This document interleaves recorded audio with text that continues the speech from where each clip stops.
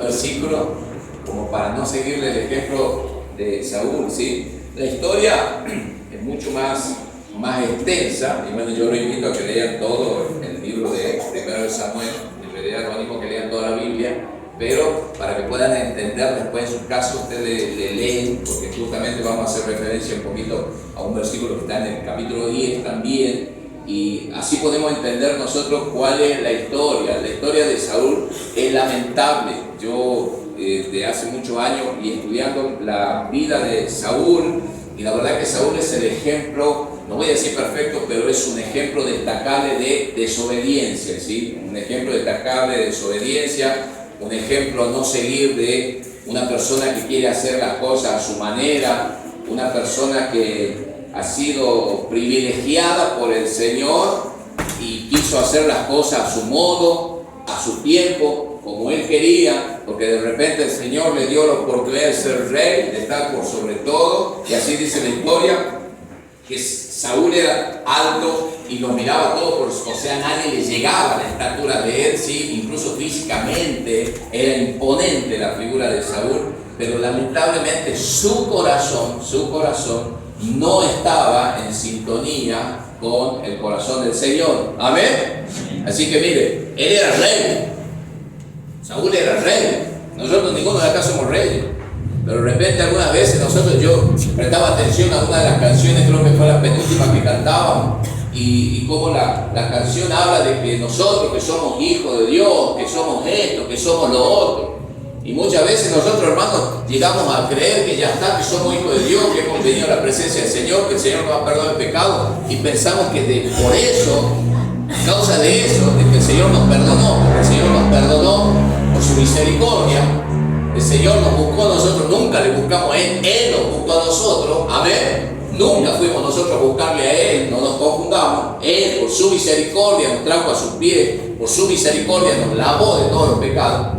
Y cuando nosotros pensamos que bueno, que ya somos hijos de Dios, muchas veces eso nos da pie, con el paso del tiempo, terminamos olvidándonos, y creo que hace poco estuvimos hablando de eso, terminamos olvidándonos de dónde nos sacó el Señor y para qué nos sacó, y quizás empezamos a hacer las cosas conforme a nuestro corazón y no al corazón de Dios, porque creemos que hemos llegado a un punto donde nosotros podemos hacer las cosas a nuestra manera, y comenzamos nosotros quizás a tomar la palabra de Dios, los fragmentos y los párrafos que a mí me vienen bien, que a mí me gustan, y lo que no me gustan, quizás lo dejo ahí un poco escondido, lo paso por alto, lo salteo. Y quizás nosotros sabemos de que los mandamientos del Señor son todos los mandamientos del Señor, todos los mandamientos del Señor hay que cumplir, y nosotros comenzamos a elegir cuáles cumplir y cuáles no. Y comenzamos también a separar y creer que hay pecados pequeños y pecados grandes. Yo conozco a un Dios grande y poderoso. Amén. Y cuando nosotros pecamos, por más que sea con algo pequeño, con algo grande, delante del mismo Dios grande pecamos. Amén. Así que todo pecado es contra ese Dios grande y poderoso. Pecado es pecado. Amén. Nosotros no debemos cometer el error, cuando yo pienso en la vida de Saúl, no debemos cometer el error que cometió este hombre. Mire, el profeta Samuel le dice: si no hubieras hecho esta locura, si no te hubieras comportado así como te comportaste, si hubieras confirmado tu reino, hubiera sido confirmado por el Señor, como dándole a entender, nadie te iba a poder detener, pero si hubieras sido obediente. Pero como quisiste hacer las cosas a tu manera, a la manera de Dios o a la nuestra, ¿cómo se hacen las cosas? ¿A los tiempos de Dios o en los tiempos nuestros? ¿Cómo se hacen las cosas? La pregunta es: ¿ser obediente o ser desobediente? Es nuestra decisión, hermanos. Eso no es decisión de nadie más. Eso no es decisión de nadie más. No es decisión de tu cónyuge, no es decisión de tu papá, de tu mamá, de tu hijo, no es decisión del pastor. No es que falló la oración que te hicieron. Algunos dicen: bueno, pero si me hubieran orado mejor, capaz que yo no me hubiera apartado, capaz que yo no hubiera sido desobediente. Es una decisión personal, porque Jesucristo es su Salvador personal. Amén. Jesucristo es su Salvador personal. Jesucristo murió por mí, pero murió también por cada uno de ustedes. Por cada uno.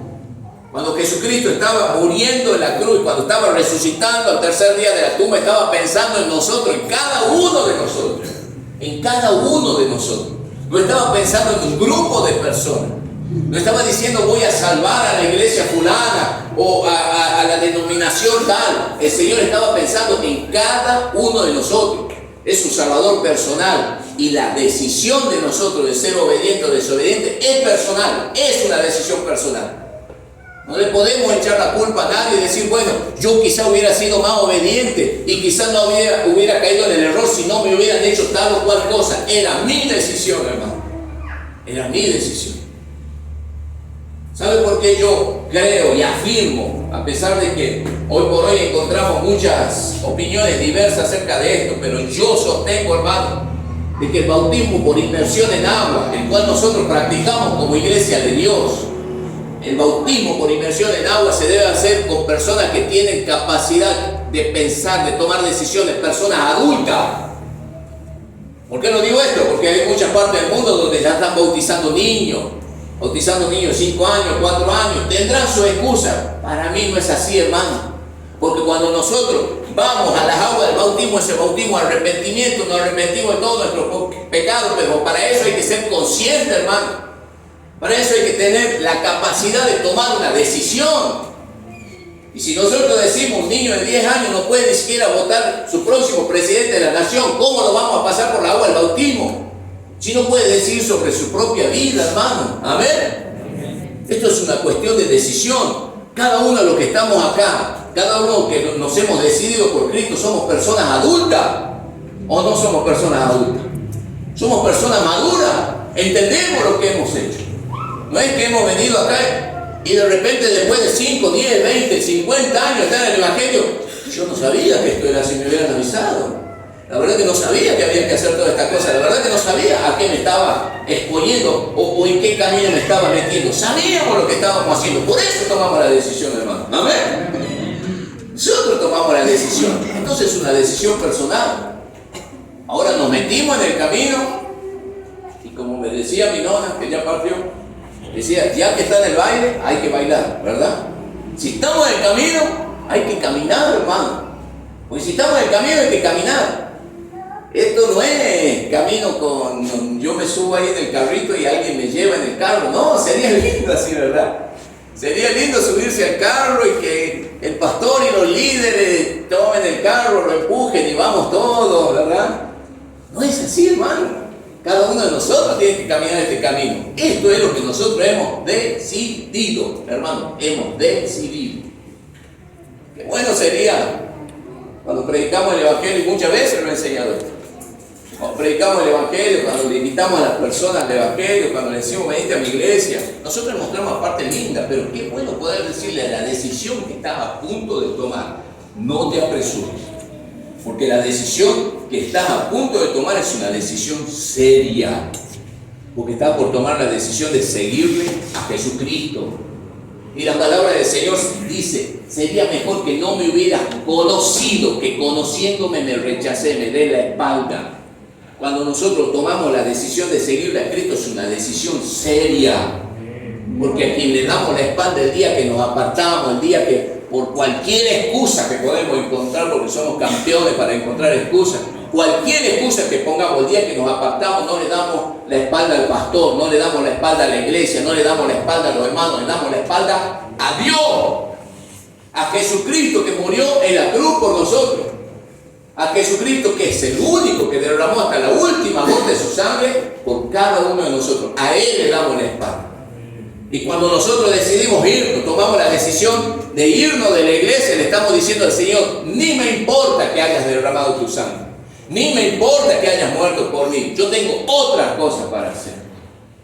Hace muy poquitas horas estuve conversando con gente, así medio al pasar. Gente que le dije, ¿y no van a la iglesia? No, ya no estamos yendo. Como si fuera tan liviano, hermano. De esto depende la vida. Porque la palabra dice que la paga del pecado es muerte, pero la dádiva de Dios es vida eterna. Ahora cuando nosotros decidimos por el pecado, es muerte.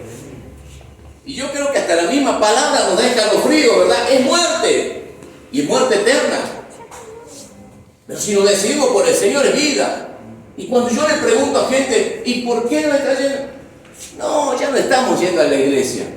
Hermano, a mí me dan ganas, algunas veces, de dar cachetadas espirituales. No sé cómo se las da, pero me dan ganas de dar cachetadas espirituales.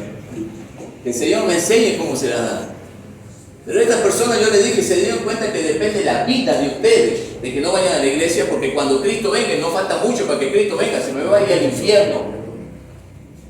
Y seguramente la gente habrá dicho, este es un loco, es un sinvergüenza, es un atrevido, ¿cómo decir que me voy al infierno? No, es la verdad, lo dice la palabra del Señor. Es nuestra decisión, hermano.